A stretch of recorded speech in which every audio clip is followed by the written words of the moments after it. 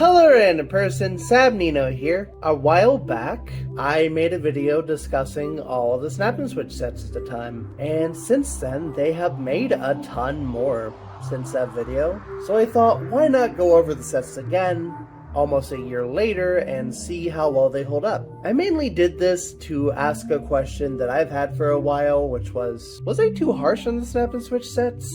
Obviously they're not as good as Area X or anything like that, but do they stand on their own? And that's what I'm trying to figure out. So let's start with the set that started it all, the pineapple. I also discussed the minifigures as well. I just wanted to have it on the screen for the intro so it wasn't boring. But this is pretty much almost an exact replica of the Mega Bloks minifigure. It's like the same mold, though the back printing is a lot weaker, so I wish they fixed that. The color is more accurate to the stock art, and the one thing I will say, I wish they gave Spongebob more face variety, or like gave him another set of eyes, similar to the Miniso trendy sound line. Yeah, for a while I kept calling them Jamor because that was on the Amazon listing, but I did find out that the actual name of that brand is Trendy Sound. So my apologies for spreading misinformation for so long. But yeah, I would have given them like happy eyes, maybe like a different face, just for the sake of variety and to take advantage of the fact that these eyes do come off. But for the pineapple itself, it is definitely based on the Lego SpongeBob. It's like the same mechanics of like starting off flat and then curving them in on one another. The leaves are the exact same piece. They even do a similar thing with the windows, except they're stickers, which I think is a massive downgrade. I don't really think the stickers really look that good, though I have a feeling that's just because I did a shitty job of applying them, but I don't know, I think these should have been printed so they looked better. And the interior doesn't have much, unfortunately. Like, I appreciate the decor via the use of stickers, but unfortunately there's not much here. I know they re-released this and they added some furniture, like buildable furniture, and they do have the flowers on the sides of that one, which I really enjoy. Though I'll be real, I'm not sure if I want to spend an extra $5 for that one. Also, this doesn't have a chimney, which is inaccurate. And another thing that kind of bothers me is that, why is this green? They should have made it like a red color, like the Lego sets, but it's green and I don't know why. But that's a pretty big nitpick. For a display piece, it's definitely not the best pineapple out there, but if you want something that you could play with, then unfortunately this is severely lacking. The next iconic location is the Krusty Krab, and this one comes with two minifigures. There's Mr. Krabs, which is, again, almost an exact replica of Mega Bloks, just with more stock art colors. He translated pretty well, and Plankton's the same, though I honestly like the color of the Mega Bloks one more, and I would have gone with a better face, honestly. I never really liked this face, I'll be blunt. I think Mega Bloks have made better Plankton faces than this, but oh well. In terms of the Krusty Krab itself, for a cheaper alternative of the Krusty Krab, I think it does okay. I do like the sign. I like how they actually made it a shell, which is something that the Trendy Sound Miniso line didn't do, which absolutely sucks. And even though it only has 3 flags, I get it for this kind of build. I'm surprised they didn't make it a sticker though. The one thing that bothers me that they did fix in a remake, this clear piece. I don't get what's up with that. The clear section right here, making it look like the window is much bigger than it is. I would have made it a brown piece, but again, I think they fixed that. Also, the interior is absolutely nothing to write home about. Instead of building the tables and chairs, they made them stickers, which I always thought was very lame, but I'm pretty sure they fixed that in the re-release of this. Also, it's sort of sad that the characters can't really fit through the doors of these, but oh well. I do think this is a better display piece than the pineapple, but it is still lacking in a few areas. And again, there's not really a lot of play features with this. Here's Squidward's Easter Island head. Just like with all the rest, the figure of Squidward is basically just a Mega Bloks line, just slightly tweaked to make it their own. Also, he lacks eyebrows, which is very distracting, and they never fix this. The only other set that he's in is a Snap and Switch set with the pineapple and Squidward's house, which comes with a bubble stand, which is a nice touch, though they never fixed the eyebrow there, which is a little distracting. I haven't said this in the video, but I like how this Squidward house does its own thing instead of taking direct inspiration from Lego or Mega Bloks. This is more comparable to Mega Bloks, especially with this. It does easily come off like in Mega Bloks, but that's because in Mega Bloks you can knock it down. That was a play feature, but the color is definitely the most accurate here. And the interior is mostly stickers. I don't understand why the clarinet is a sticker though. That doesn't make any sense. But I'll be real, I wish a lot of these were built instead of stickered. Like, I feel like they could have built a single chair here for Squidward to sit in, maybe built a bathtub here, maybe have this entire floor be the bathtub. Because as it stands, even though the exterior is great, the interior I feel like leaves a lot to be desired. But I say this is overall one of the better of the Snap and Switch sets, even if there aren't a lot of play features in it. Next up is the Chum Bucket, which is really cool because this was like the only Chum Bucket outside of Lego. The Plankton minifigure is just the same as the Krusty Krab one, but it makes perfect sense for him to be in the set, though I do wish they gave him another face. We also have Karen, who is rather small in this set, but I think they translated her decently well into a minifigure. Honestly, we need more Karen, just merchandise in general. I like Karen a lot. A neat feature with this one is that the doors actually open up, which is surprising. I didn't expect them to actually do that. Too bad they can't fit through the doors, so it's kind of unnecessary, but credit where credit is due. And the interior of the Chum Bucket is very bare bones. It has the menu, which actually does make sense for it to be a sticker, but it also has this red beam that's often seen in the Chum Bucket. But the downside is that the stickers don't stick that well, so it has fallen on me quite a few times, and it doesn't even look that great. I think the issue is that it's sticking onto curved pieces, like multiple pieces at once that are in a weird angle like this. Because this center one is stuck just fine, but it's just these ones that keep falling off and doing this weird shit. I will say this does look better than the Lego Chum Bucket. Even though I do like the play features of the Lego Chum Bucket more, this one at least has the door opening thingy, and you can actually move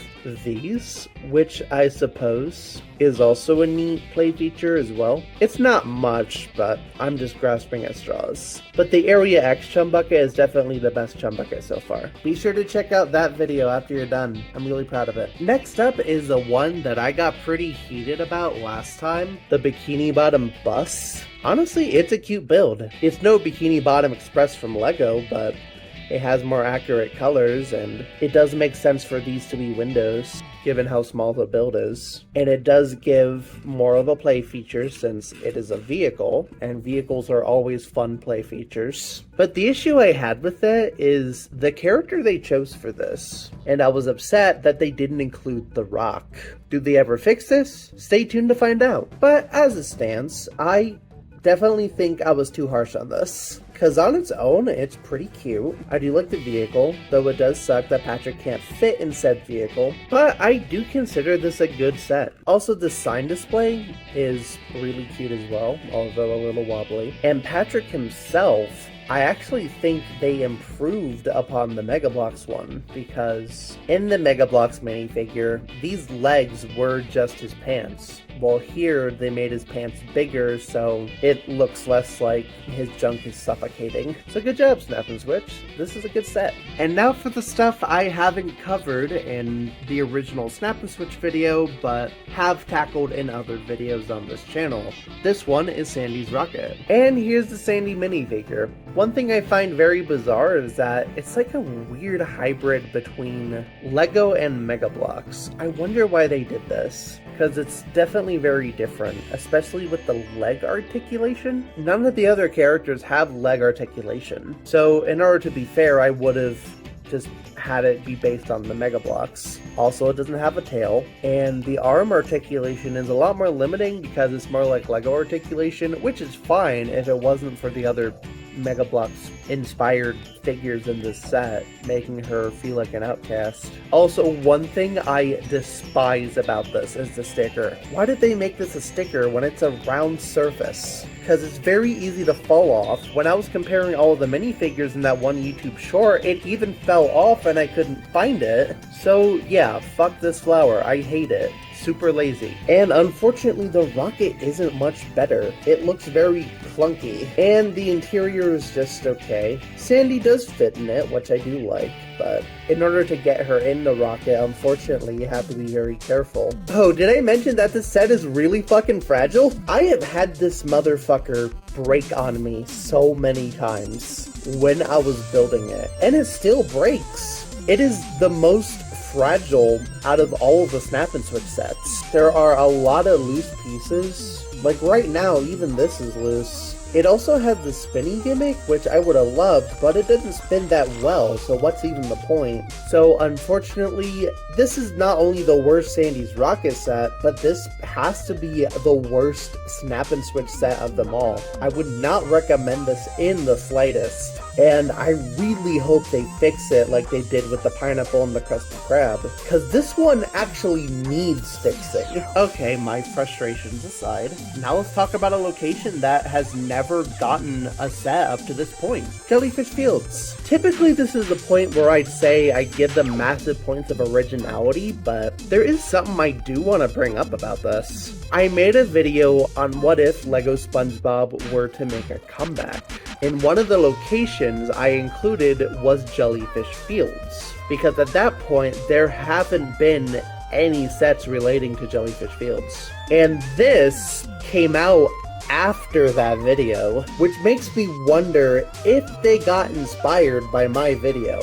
I doubt it, but it does make me sort of curious, because it does use some of my ideas, like the jellyfish being on clear pieces, the coral formations. They even use the way I did the flowers. But this is still a really cute set. The Jellyfish Field sign looks a little weird, but I still think it looks okay. I love the use of greenery. Even the stickers are pretty well utilized. The one downside I do have about this is the SpongeBob minifigure. It is an exact duplicate of the pineapple one. And the reason why that sort of bothers me is because they could have easily put him in his jellyfishing glasses. And since these are based on Mega Bloks, there is a mold for glasses that Mega Bloks have made in the past, so I don't get why they didn't use that. But as it stands, it's a nice display piece. And it's pretty big, as it should be. And even though there isn't a lot of play factor, it still makes for a really nice display piece. The second to last one is a very interesting choice because instead of a location,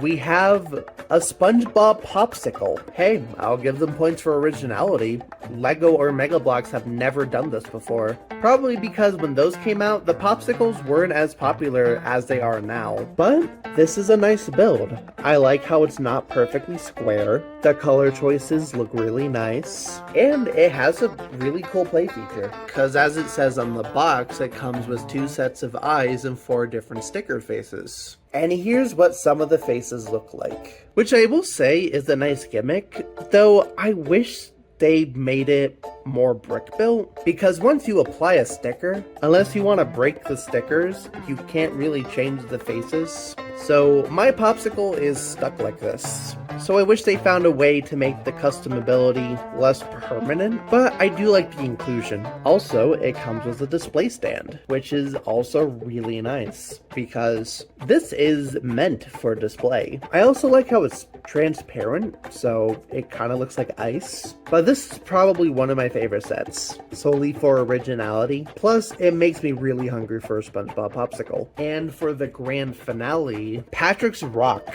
This is really cool because I legit thought that they would just skip out on this. due to the Bikini Bottom bus, but I'm really grateful they didn't. And it makes me wonder if they actually listened to me in that video. Again, I doubt it, but it would make a lot of sense. And you can lift it up just like Patrick's rock. The Patrick minifigure is the same, so I wish they gave him a different expression, but oh well. Even the TV has like a nice Easter egg because he's watching Mermaid Man and Barnacle Boy. And this is actually a screenshot from the episode. The chair is a little weird. You can't really sit in it, but that's kind of the issues with these types of minifigures opposed to the chair itself, but it is accurate. One thing I do want to bring up is how it does come with stickers, but I left them out because I'll be completely honest, I think it looks better without them, because here it looks a little inaccurate. But this is what the sticker sheet looks like. It comes with Gary, which is very interesting because we have never gotten a Gary prior to this, and he's just a sticker. It would be cool to have like a brick build Gary eventually. It'd probably be like the Mega Bloks one if I'm making an educated guess here. Hell, this might be the best Patrick's Rock we have ever gotten, because the Lego Patrick's Rock just looks super inaccurate, and even though the Area X inspiration box does look better, that is mainly the interior, while this is the exterior that is meant to represent Patrick's rock on the outside. Plus, you can actually fit Patrick in the rock, which is something I wish more house-related builds would do. So yeah, this might be my favorite Snap and Switch set. It's like a tie between this one, the Popsicle, and Jellyfish Fields, honestly. All of those turned out pretty good. And the best part is that now, all three of these sets make for a great display piece. Because for a while, it was just the Pineapple and Squidward's Easter Island head without Patrick's rock, which makes it feel empty. But now we have all the houses, which is awesome. So that was my review of all the Snap and Switch sets that they have released so far. Not counting variants like the re-releases of the Pineapple and the Krusty Krab, or the one with Squidward's house and the bubble stand, or the Comic-Con exclusive Spongebob popsicle with the hat. So to answer my question, was I too harsh on this? A little bit. I think so. I will say it did start off pretty rough, especially with the lack of play features and the displays not looking that great of displays. I definitely think I was the right amount of harsh on this Sandy's Rocket set, because this absolutely sucks. But after that dud, we got the Popsicle, we got Jellyfish Fields, we got the Rock. So I say they're definitely improving a ton. So if you want some cheap sets, then personally, I do think Area X is a lot better, even though that's like $20 for each of the Good Friends Imagination boxes. If that's out of your price range, then maybe consider these, especially the latter half of the line. But what do you think of Snap and Switch? Do you like them? Do you hate them? Are you mixed on them? Do you think they're improving? Do you think they're taking a nosedive? Comment below. And as always, it's all Sab from here.